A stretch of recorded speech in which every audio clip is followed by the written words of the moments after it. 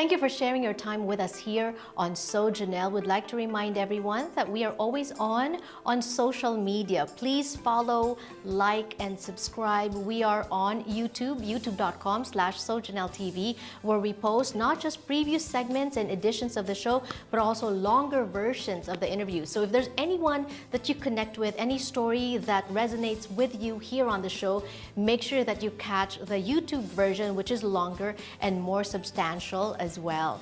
Also, we are on Facebook. We'd like to engage with you, facebook.com/SoJannelleTV, where we give away different prizes, gifts, and surprises. We just gave away some wonderful creations of Filipina artisans from Lumago Designs. Let's support our fellow Filipinas, right? And that's what we're doing here on the show today, cheering on our fellow Filipina who was a little girl born in the Philippines, raised in a small province of Guimaras in Iloilo, and then moved to Hong Kong, became an administrator in the academe there, found herself moving to Italy, starting her own inclusive modeling agency, but she also has a distinction between a model and a talent. Here is the continuation of the so super duper inspiring story of designer Chona Bacaoco.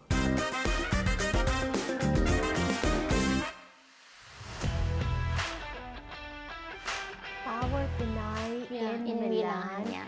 In fashion, but without a fashion background. You mentioned earlier that you were in the school. Were you working as a teacher in I was working like as an administrator. But I didn't study fashion designing. But my mom is a dressmaker. So I grew up in our humble shop in a small island in Guimaras. Okay. So that's how like my passion really started. Like I said, when I grew up, I want to be like my mom. And living in the island, I thought, I don't know about brands. I thought everyone are wearing the same clothes. And I thought everyone are wearing clothes that are made by my mom. I didn't know about that's so cute. You see, like every day, same people, same everything. My knowledge were very limited. Right. So, but I was like very ambitious, you know, like I want to be out there, what's behind the clouds. Right. I find it so fascinating that you were able to start a modeling agency of people, of models of color, and you're supplying these big companies in Europe, in Italy. And then when did you decide to pursue your passion in fashion? What happened was like I was managing designers as well. So I carried their brand. So I traveled places like with their brand using my agency.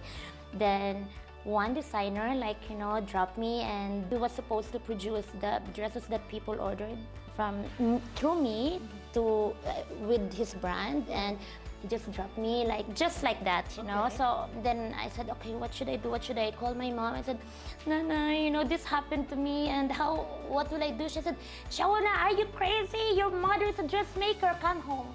I forgot that my mom was a dressmaker. And then I went home, so I had only 2 weeks to produce 60 clothes, like people's, you know, clients' orders. So you and your mom? Yes, I went home, and then I said, okay, this, that. That's how a Milano brand was born. Yeah. When was this? 2018.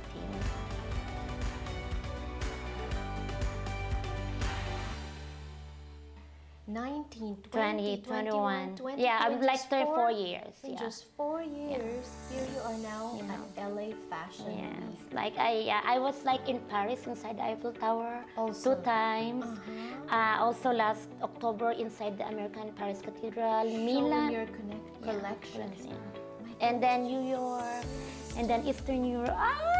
I don't know, it's like I'm so mayabang, no, but really that fast.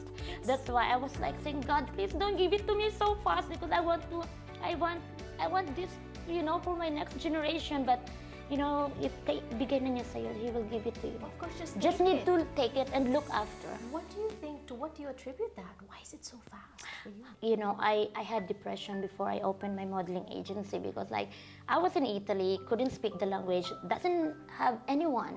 I was totally alone with 2 children. Kids, So, you know, I pick up myself, I wipe my tears and said, Chona, do something for yourself. And like, you know, I'm like really so emotional, because I did something good for myself. Maybe that's why sometimes I'm still questioning why that fast. why Michael Singh was like really trusting me. Like, you know, people would come to me and say that Michael Singh was really talking good about you. I love that. Yeah. And I love that Filipinos helping Filipinos. Yeah.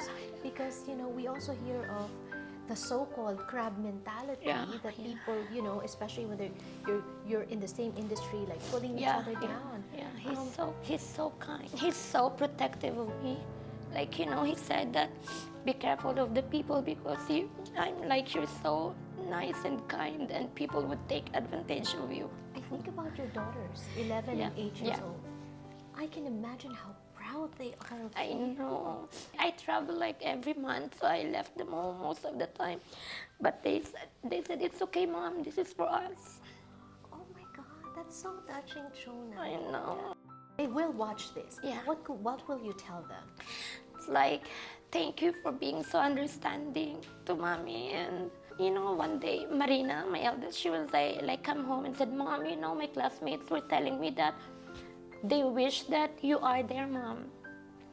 It's more than whatever I get, like the success, like the society could give you, having really children at that age appreciating you, that really matters. And, you know, they see me being nice to people and everyone and even nicer with them, you know, so it's... You know what? I agree with you. Like everything that the society gives you, all the awards, the recognition, all the support, it still nothing compares to that. The appreciation of From your own children. Right? They're like just so proud of me. Like when they see something, like they don't have social media, but if they see something in my phone, like, you know, every time they check and they see me like doing something for the community, they would cry and said, oh, Mommy, you're so kind. We want to be like you when we grow up. Oh, that's the best compliment, Chona. Yeah. Now you're making me cry. I very rarely cry in interviews, but you're making me emotional.